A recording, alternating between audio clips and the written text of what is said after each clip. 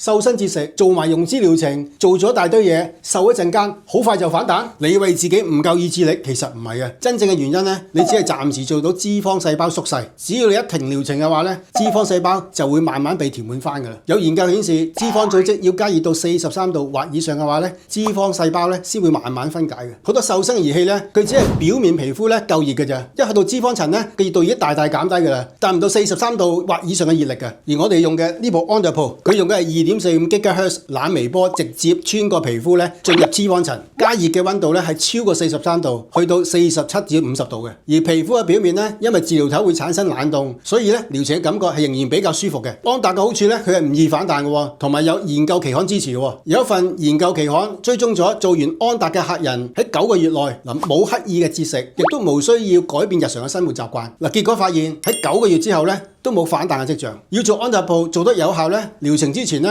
係要做一個全身詳細分析嘅，因為每個人嘅脂肪結構都唔同，皮下脂肪有幾多，內臟脂肪有幾多，肌肉量啊呢啲全部都會影響能量應該點樣設計。呢啲肉眼係睇唔到嘅，係要用數字計出嚟嘅。所以我哋第一步咧唔係幫你做療程先，係用個專業瘦身檢測儀器計算一份完整嘅體態報告，先睇清楚，再制定個人化嘅瘦身療程。想做免費檢測 ，DM 我哋會送你一份完整嘅體態分析報告。